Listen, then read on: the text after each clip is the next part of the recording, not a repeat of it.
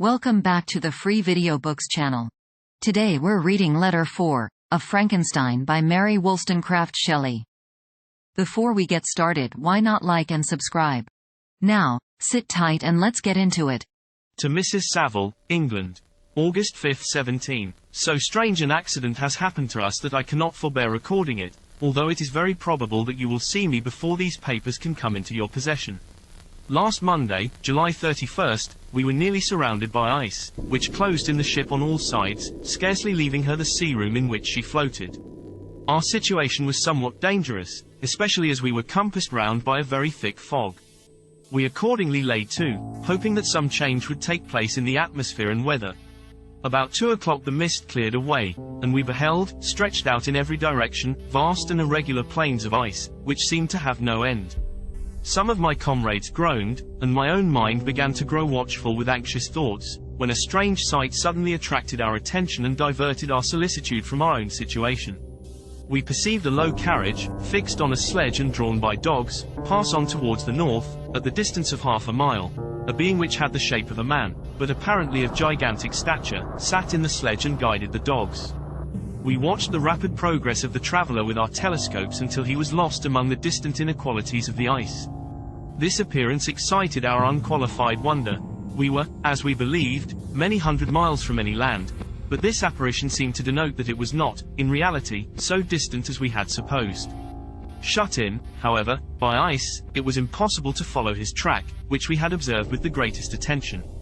About 2 hours after this occurrence we heard the ground sea, and before night the ice broke and freed our ship. We, however, later until the morning, fearing to encounter in the dark those large loose masses which float about after the breaking up of the ice. I profited of this time to rest for a few hours. In the morning, however, as soon as it was light, I went upon deck and found all the sailors busy on one side of the vessel, apparently talking to someone in the sea. It was, in fact, a sledge, like that we had seen before, which had drifted towards us in the night on a large fragment of ice. Only one dog remained alive, but there was a human being within it whom the sailors were persuading to enter the vessel. He was not, as the other traveler seemed to be, a savage inhabitant of some undiscovered island, but a European. When I appeared on deck the master said, "Here is our captain, and he will not allow you to perish on the open sea." On perceiving me, the stranger addressed me in English, although with a foreign accent. "Before I come on board your vessel," said he, "will you have the kindness to inform me whither you are bound?" You may conceive my astonishment on hearing such a question addressed to me from a man on the brink of destruction and to whom I should have supposed that my vessel would have been a resource which he would not have exchanged for the most precious wealth the earth can afford. I replied, however, that we were on a voyage of discovery towards the northern pole. Upon hearing this he appeared satisfied and consented to come on board. Good God, Margaret, if you had seen the man who thus capitulated for his safety, your surprise would have been boundless. His limbs were nearly frozen, and his body dreadfully emaciated by fatigue and suffering. I never saw a man in so wretched a condition. We attempted to carry him into the cabin, but as soon as he had quitted the fresh air he fainted. We accordingly brought him back to the deck and restored him to animation by rubbing him with brandy and forcing him to swallow a small quantity. As soon as he showed signs of life we wrapped him up in blankets and placed him near the chimney of the kitchen stove. By slow degrees he recovered and ate a little soup, which restored him wonderfully. 2 days passed in this manner before he was able to speak, and I often feared that his sufferings had deprived him of understanding. When he had in some measure recovered, I removed him to my own cabin and attended on him as much as my duty would permit. I never saw a more interesting creature. His eyes have generally an expression of wildness, and even madness, but there are moments when, if anyone performs an act of kindness towards him or does him any the most trifling service, his whole countenance is lighted up, as it were, with a beam of benevolence and sweetness that I never saw equalled. But he is generally melancholy and despairing, and sometimes he gnashes his teeth, as if impatient of the weight of woes that oppresses him. When my guest was a little recovered I had great trouble to keep off the men, who wished to ask him 1,000 questions, but I would not allow him to be tormented by their idle curiosity, in a state of body and mind whose restoration evidently depended upon entire repose. Once, however, the lieutenant asked why he had come so far upon the ice in so strange a vehicle. His countenance instantly assumed an aspect of the deepest gloom, and he replied, "To seek one who fled from me." "And did the man whom you pursued travel in the same fashion?" "Yes, Then I fancy we have seen him, for the day before we picked you up we saw some dogs drawing a sledge, with a man in it, across the ice. This aroused the stranger's attention, and he asked a multitude of questions concerning the route which the Darmorn, as he called him, had pursued. Soon after, when he was alone with me, he said, "I have, doubtless, excited your curiosity, as well as that of these good people, but you are too considerate to make inquiries. Certainly, it would indeed be very impertinent and inhuman in me to trouble you with any inquisitiveness of mine. And yet you rescued me from a strange and perilous situation. You have benevolently restored me to life." Soon after this he inquired if I thought that the breaking up of the ice had destroyed the other sledge. I replied that I could not answer with any degree of certainty, for the ice had not broken until near midnight, and the traveler might have arrived at a place of safety before that time, but of this I could not judge. From this time a new spirit of life animated the decaying frame of the stranger.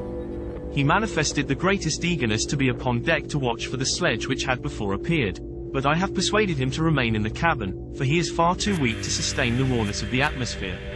I have promised that someone should watch for him and give him instant notice if any new object should appear in sight. Such is my journal of what relates to this strange occurrence up to the present day. The stranger has gradually improved in health but is very silent and appears uneasy when anyone except myself enters his cabin. Yet his manners are so conciliating and gentle that the sailors are all interested in him, although they have had very little communication with him.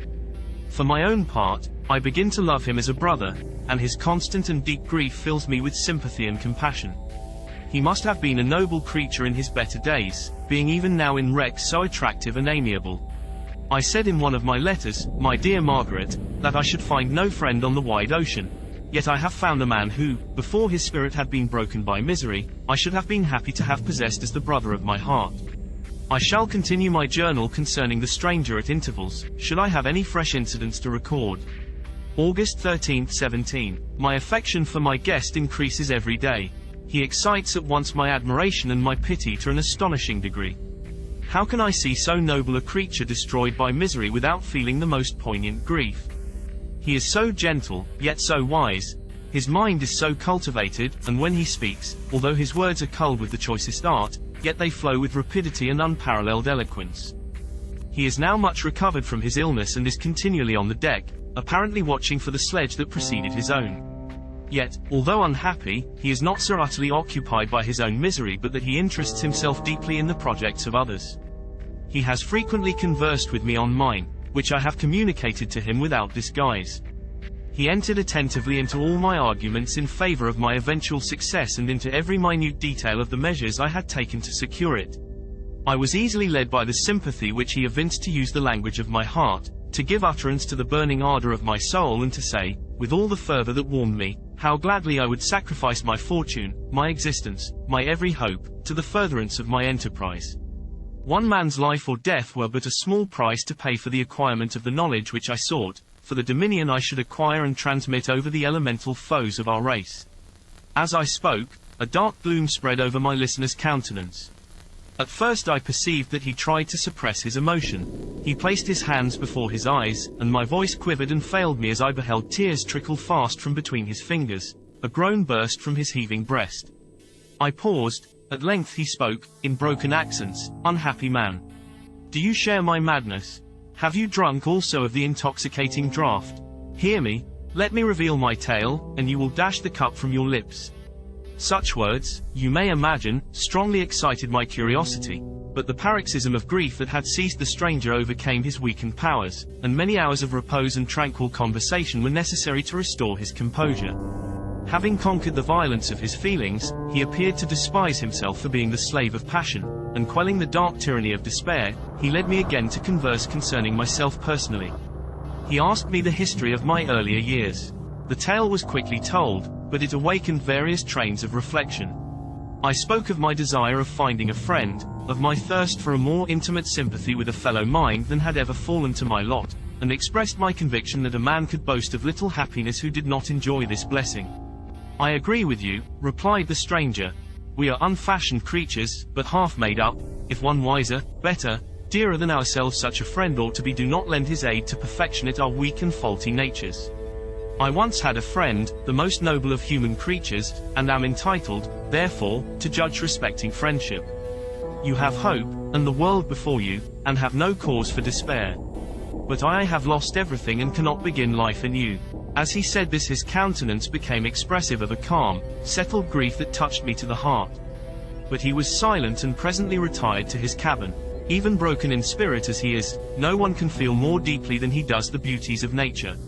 The starry sky, the sea, and every sight afforded by these wonderful regions seem still to have the power of elevating his soul from earth.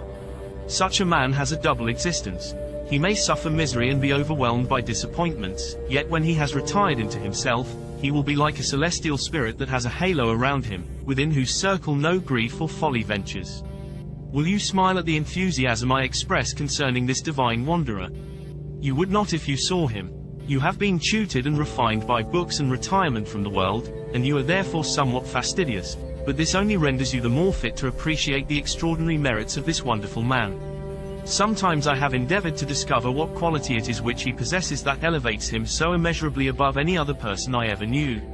I believe it to be an intuitive discernment, a quick but never failing power of judgment, a penetration into the causes of things, unequaled for clearness and precision.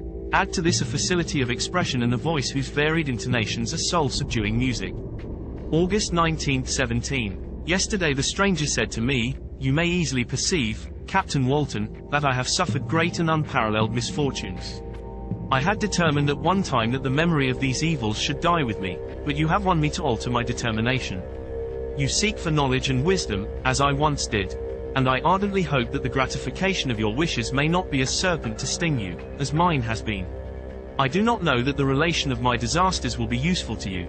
Yet, when I reflect that you are pursuing the same course, exposing yourself to the same dangers which have rendered me what I am, I imagine that you may deduce an apt moral from my tale, one that may direct you if you succeed in your undertaking and console you in case of failure.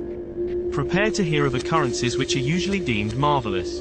Were we among the tamer scenes of nature, I might fear to encounter your unbelief, perhaps your ridicule, but many things will appear possible in these wild and mysterious regions which would provoke the laughter of those unacquainted with the ever-varied powers of nature, nor can I doubt but that my tale conveys in its series internal evidence of the truth of the events of which it is composed.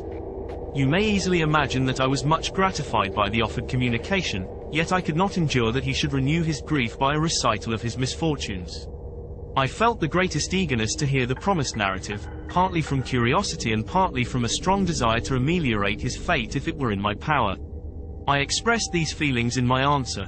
"I thank you," he replied, "for your sympathy, but it is useless. My fate is nearly fulfilled.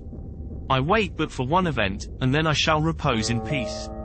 "I understand your feeling," continued he, perceiving that I wished to interrupt him, "but you are mistaken, my friend, if thus you will allow me to name you. Nothing can alter my destiny. Listen to my history, and you will perceive how irrevocably it is determined." He then told me that he would commence his narrative the next day when I should be at leisure. This promise drew from me the warmest thanks. I have resolved every night, when I am not imperatively occupied by my duties, to record, as nearly as possible in his own words, what he has related during the day. If I should be engaged, I will at least make notes. This manuscript will doubtless afford you the greatest pleasure.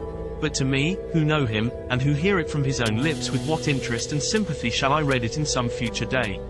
Even now, as I commence my task, his full-toned voice swells in my ears, his lustrous eyes dwell on me with all their melancholy sweetness, I see his thin hand raised in animation, while the lineaments of his face are irradiated by the soul within. Strange and harrowing must be his story, frightful the storm which embraced the gallant vessel on its course and wrecked it thus. Did you enjoy today's chapter of Frankenstein?